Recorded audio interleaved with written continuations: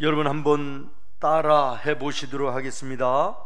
제가 하나님의 영광을 그러면 여러분은 우리 가정에 보이소서 이렇게 하면 됩니다. 한번 해보겠습니다.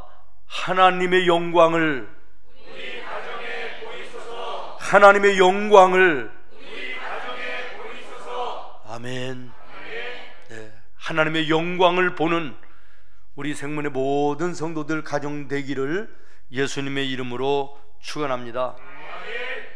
지금도 가끔 생각나는 것은 옛날 어린 시절에 토요일 밤이면 우리 어머니가 다리미에다가 전기가 들어오지 않는 시골이었으니까요, 숯불을 올려놓고 그 구겨진 돈을 이렇게 다리시던, 또 어떤 때는 그 인두 있잖아요, 화로에 꽂아놓는 그 인두로 다리시던 그런 모습이 생각납니다. 일주일 동안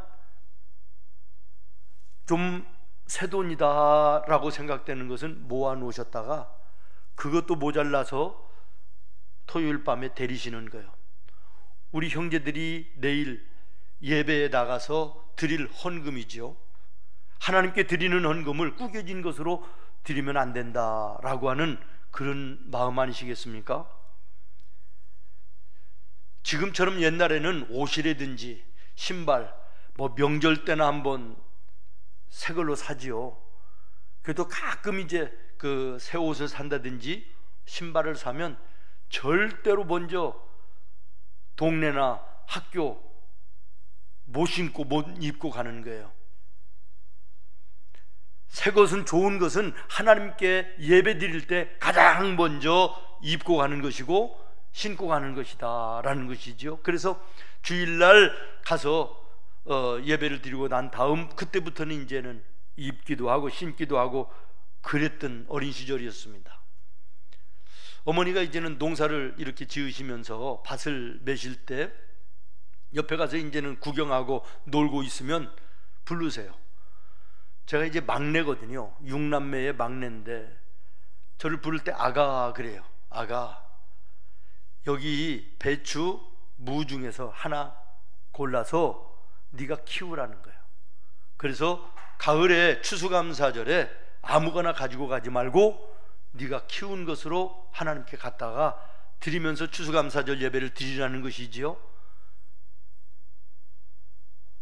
참 지금 생각해 보면 우리 어머니가 믿음의 참 아름다운 모습을 삶을 통해서 보여주셨다, 이런 생각이 정말 크게 듭니다. 우리 형제들이 잘못하면요 회초리를 맞았어요. 우리 제일 큰 형님은 아주 뭐 어른이 돼서까지도 회초리를 맞았다, 이런 얘기를 제가 들은 적도 있는데요. 제가 어린 시절 기억으로는 저희 집의 안방 바람벽에 그 45도로 이렇게 사진을 걸어 놓잖아요.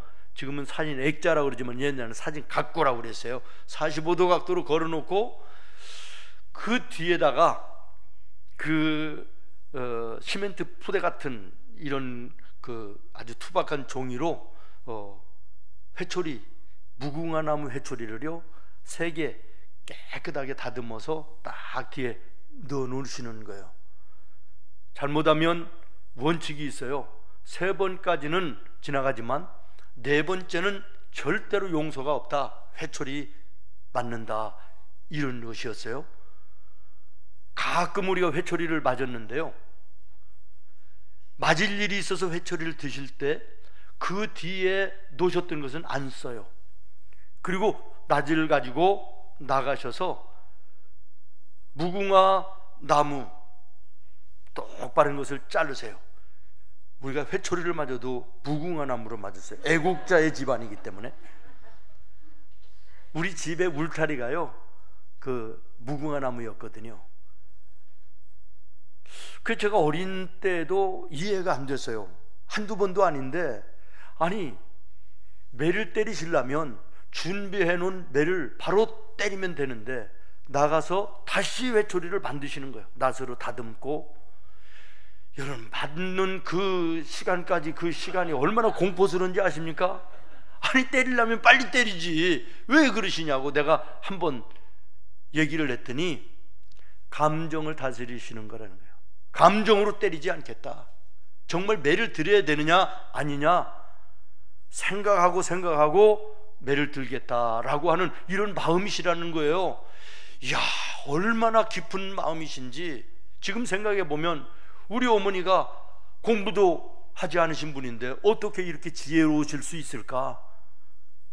일찍부터 예수를 믿었기 때문에 우리 하나님이 주시는 지혜가 아니었나 이런 생각을 지금도 하는 것이에요. 매를 맞을 때도요, 제가 만약에 잘못했으면 나 혼자 맞는 게 아니에요. 동생을 잘못했다, 돌보았다 해서요, 우리 위에 형님, 그 위에 누님까지 연대로 맞아요. 그러니까 우리 집에는 형제의 질서가 분명해요. 아무리 발이 우기라고 해도 함부로 형한테 누나한테 욕을 한다거나 함부로 말하거나 절대로 못하는 거예요. 우익의 질서가 정확하게 서는 것이죠. 참 우리 어머니가 지혜로웠다 이런 생각을 합니다. 그런데 저희 가정이 일찍부터 예수를 믿기 시작했는데요, 참 불행한 것은 별로 좋은 교회를 만나지 못했다라는 거예요. 교회가 늘 편안하지가 않았어요. 싸워요. 장로님 한 분이 계셨는데 한 분만 계시다가 보니까 얼마나 독선이 심한지 당신 마음대로 목사님도 모셔오고 마음에 안 들면 성도들에게 밤에 도장 받으러 다녀서 도장 찍어가지고 노예에 보고해가지고 다른 교회로 보내고 뭐 이런 일들을 하시는데요, 아주 유명한 분이에요. 당신이 모셔오다 놓고도 1년도 안 돼서 트집을 잡고 마음에 안 드는 것이 있으면 문제를 만들어가지고 성도들을 선동해가지고 그러는데 거기에 반대되는 분이 우리 어머니예요. 그래서 알게 모르게 우리 어렸을 때 교회에는 장로님 그리고 한쪽에는 안권사님 이렇게 두 양대 산맥이 있어요. 근데 그 장로님네 집에 형제가 5남매, 우리 집에는 6남매. 근데 제가 왜 이 말씀을 드리냐면 오해 없이 들으십시오. 오랜 세월이 지나 오늘에 이르렀을 때 자녀들의 모습을 눈으로 보는 거예요. 그 장로님네 가정의 5남매가요 온전한 가정이 없어요.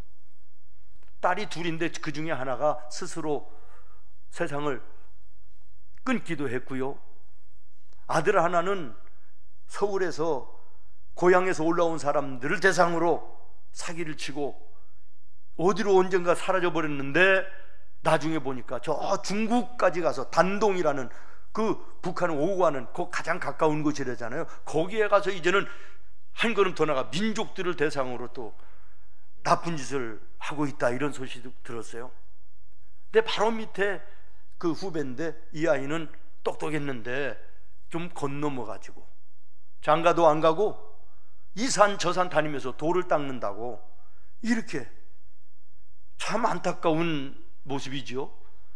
근데 저희 6남매는요 지금도 변함없이 어느 한 사람 빠짐없이 예수 안에 하나 돼요.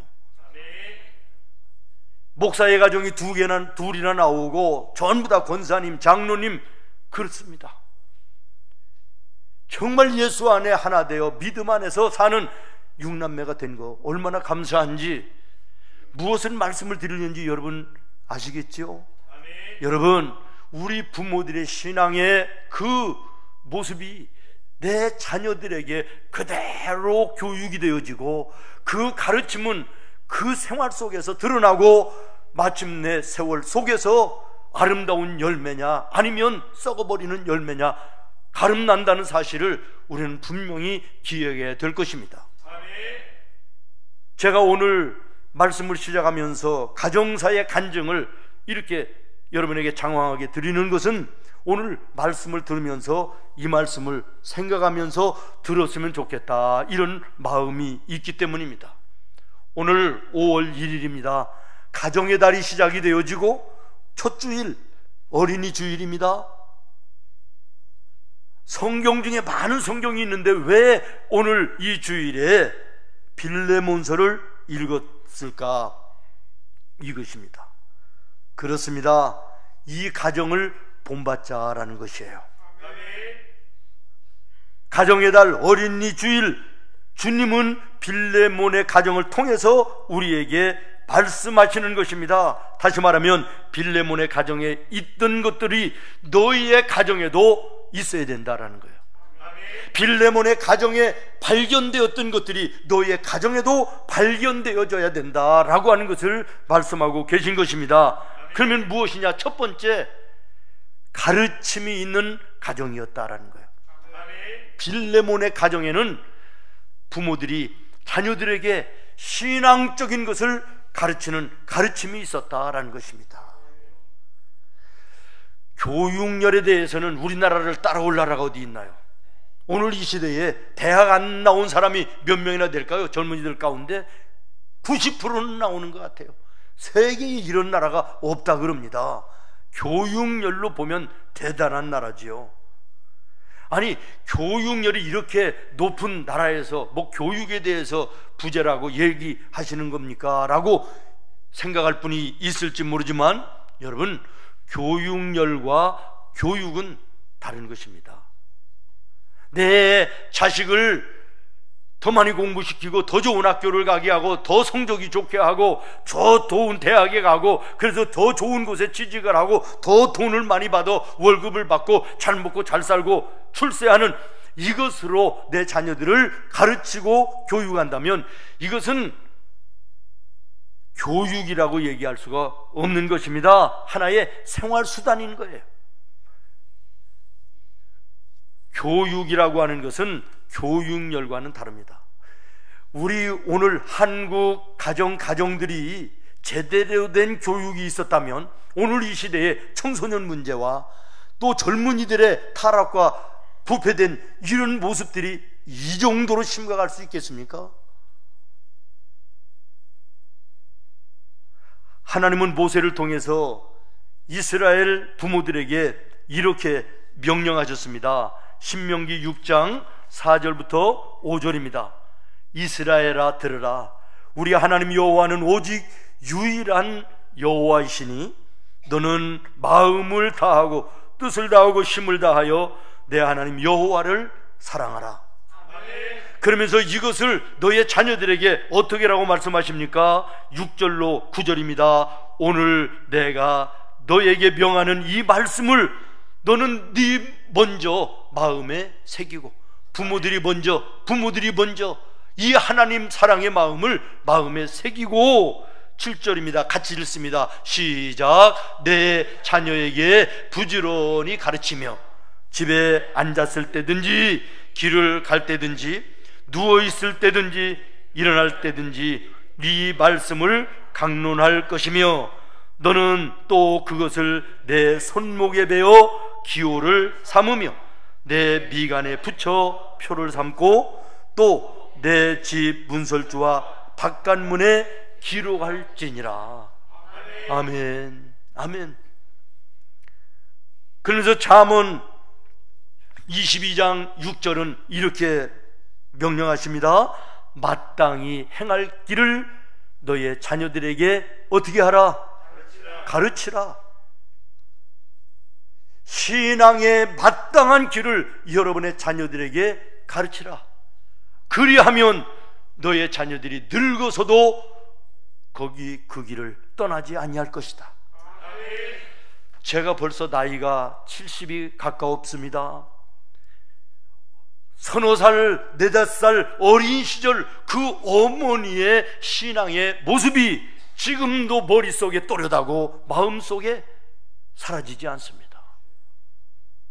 말씀으로는 많이 가르쳐 주시지는 않았지만 예수 믿는 믿음의 모습을 우리 어머니는 그대로 우리에게 보여주셨습니다.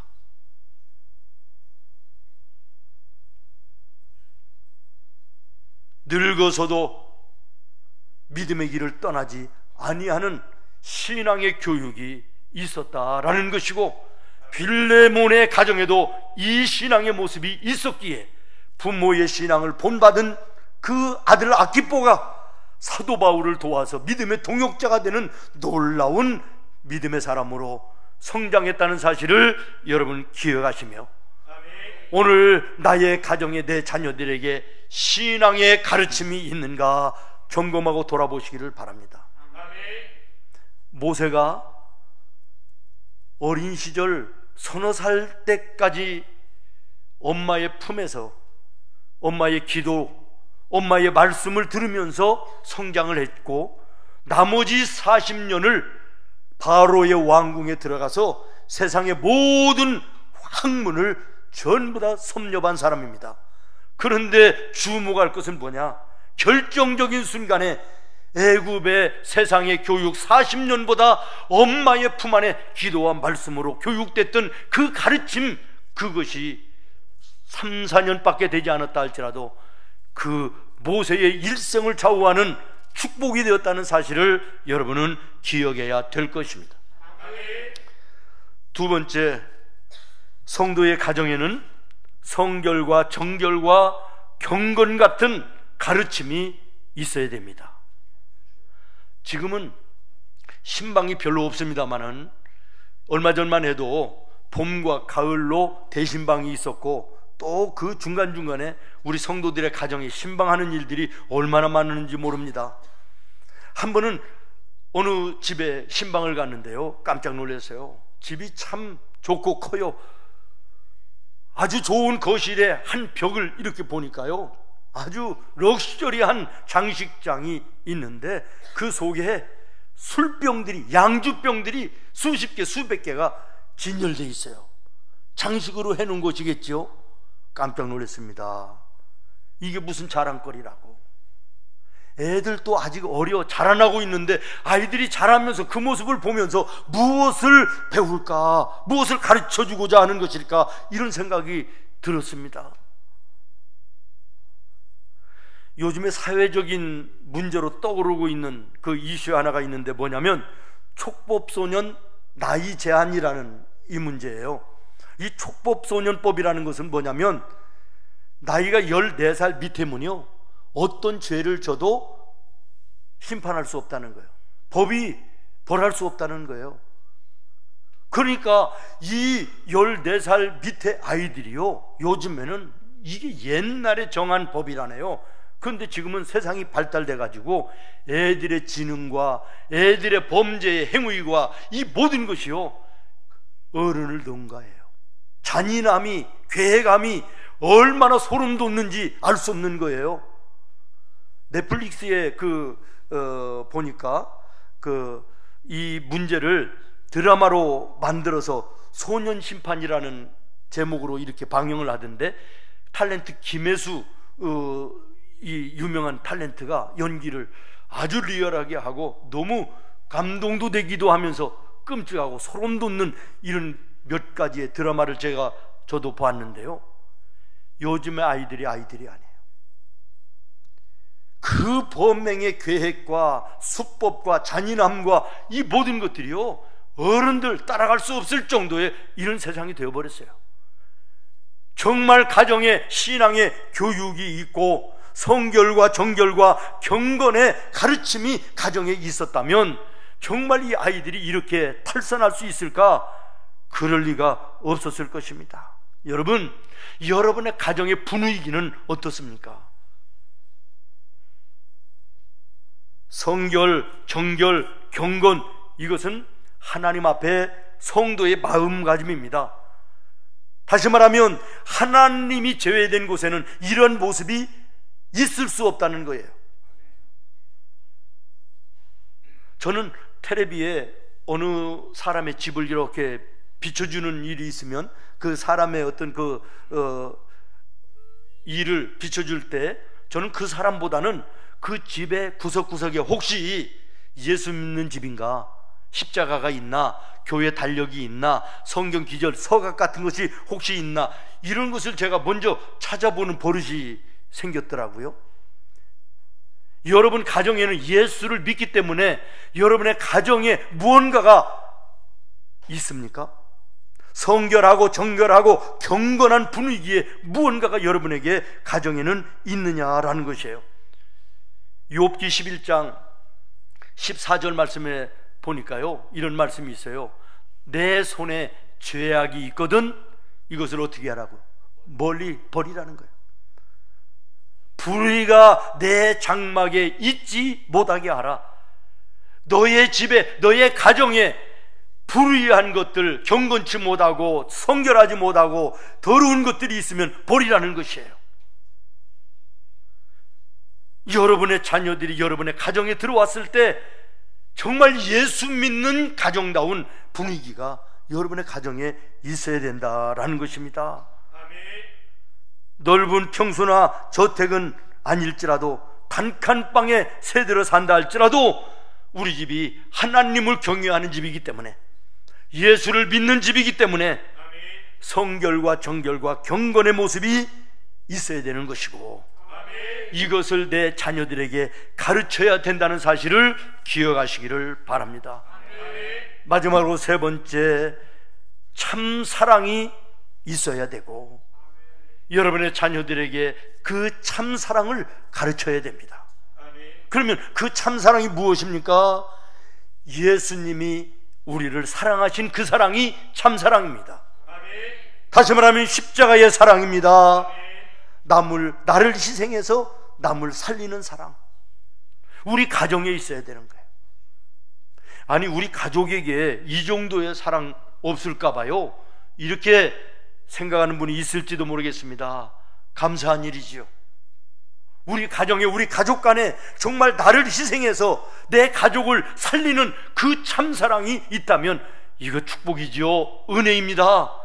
그런데 안타깝게도 오늘 이 시대에 그렇지 못한 집들이 너무 많다라고 하는 것입니다.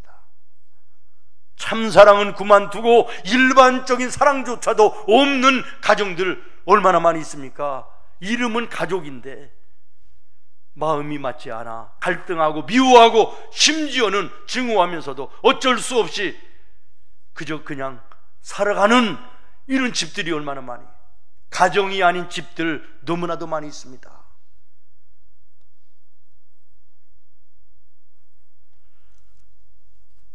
얼마 전에 우리 아내가 은행에 이제 일이 있어서 통장을 어떻게 바꿔야 되는 일이 있어서 갔더니 본인이 와야 된다 그러더래요. 본인이 저거든요. 그래서 이제 번거로우니까 얘기를 했대요. 내가 집사람인데 대신하면 안 됩니까? 그랬더니 그 직원이 웃으면서 요즘에는 집사람이 제일 무섭습니다.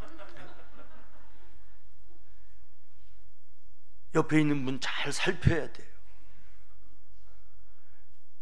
며칠 전에 그 세상을 떠들썩하게 했던 사건, 그 가평 계곡의 살인사건 들어보셨나요? 아이고, 얼마나 끔찍해요. 바람난 남자와 남편을 같이 계곡에 데리고 가서 남편을 밀어 죽게 하고 보험금을 타려고. 그런데 그 이름을 내가 들으면서 가슴이 철렁하더라고. 김은혜. 또 예수 믿는 사람이 저런 짓을 했나? 세상 사람들이 또 얼마나 손가락질할까 싶으니까 마음이 철렁하더라고. 은혜라는 이름은 아무가 쓰는 이름 아니잖아요. 근데 가만히 보니까 은혜해가 아니라 햇빛인지 바다인지 해더라고. 그래서 마음이 놓이대. 얼마나 무서운 세상이에요. 가족이라고 그러는데. 얼마 전에는 어떤 가정을 보면서 제가 언뜻 머리에 연상되는 것이 있었습니다. 그 부부의 모습을 보면서요, 머릿속에 떠오르는 모습이 뭐냐면, 그 레슬링 할 때 링에서 두 남자가 그 틈을 찾기 위해서 막 이렇게 막 다니는 거 있잖아요. 유도 시합할 때 그 링 안에서 매다 꽂기 위해서 막 이렇게 틈을 보고 이렇게 다니는 거, 이런 모습이 생각나더라니까요. 부부가 예수 하나 되어 화목하고, 온 가족이 예수 안에 하나 되어 화목하고 가정의 천국을 이루고 천국을 맛보는 곳이 가정이 되어야 되는데, 오늘 다른 가정은 그만두고 내 가정이 정말 어떤 모습인지 어떤 분위기인지 경건의 모습이 있으며 참사랑의 모습이 내 가정에 있으며 내 자녀들에게 하나님의 성령의 충만함에 신앙의 교육과 가르침이 있는지 돌아봐야 되겠다라는 것이에요. 오늘 본문에 나오는 빌레몬과 아비아의 가정 보십시오. 빌레몬과 아비아는 부부입니다. 그런데 이 부부를 사도 바울이 설명을 하고 소개를 하는데 무엇라고 설명합니까? 1절에 보면 우리가 사랑하는 자들이다, 우리의 동역자다. 2절에 보면 그 집에 있는 교회, 그랬습니다. 골로새 교회가 이 빌레몬의 집에 있었다는 거예요. 그 당시에는 예배당이 지어져 있지 않으니까 믿음 좋은 성도의 가정에서 성도들이 모여서 예배했는데 골로새 교회가 이 빌레몬의 집에 있었다는 거예요. 얼마나 믿음의 아름다운 가정입니까? 4절에 보면 내가 하나님께 기도할 때마다 이 빌레몬과 아비와 이 두 부부와 이 가정을 위해서 하나님께 감사하며 내가 기도한다라고 이렇게 고백하고 있습니다. 그리고 이 두 부부의 신앙의 모습을 5절로 7절이 말씀하는데 여러분도 한번 보시기 바랍니다. 오늘 본문 5절부터 7절에 보면 주 예수와 및 모든 성도에 대한 내 사랑과 믿음이 있음을 들음이니 이로써 너의 믿음의 교제가 우리 가운데 있는 선을 알게 하고 그리스도께 이르도록 역사하느니라. 형제여, 성도들의 마음이 너로 말미암아 평안함을 얻었으니 내가 너의 사랑으로 많은 기쁨과 위로를 받았노라. 대전도자 사도 바울이 이 빌레몬과 아비아의 부부와 이 가정을 통해서 얼마나 기뻐하며 많은 사람들에게 예수의 아름다운 향기를 풍기는 삶을 살았는가를 소개하고 있는 것입니다. 그리고 이 두 부부의 열매가 누구입니까? 아들 아키뽀인 것입니다. 이 믿음의 부모의 난 자녀 아들이 아키뽀였는데 성경이 아키뽀를 무엇라고 소개합니까? 오늘 본문 2절에 보면 우리와 함께 병사된 자라.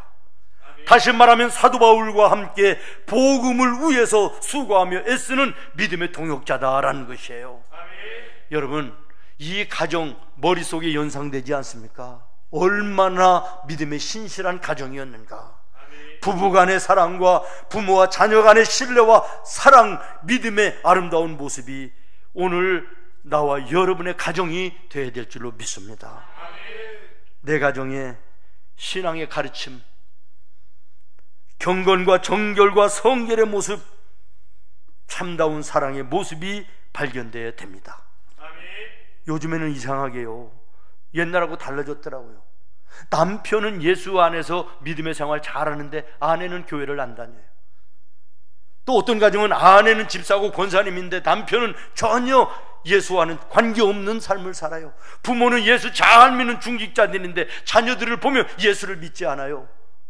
자녀들은 예수를 잘 믿는데 부모들이 예수를 믿지 않아요. 이런 가정들 얼마나 많이 있습니까? 모쪼록 오늘 예배하는 우리의 생명의 모든 성도들은 빌레몬의 가정같이 부부가 믿음으로 하나 되고 부모와 자녀들이 예수 안에 하나 되어 하나님의 영광을 이 땅 위에 나타내는 믿음의 아름다운 모습이 될 수 있기를 예수님의 이름으로 축원합니다.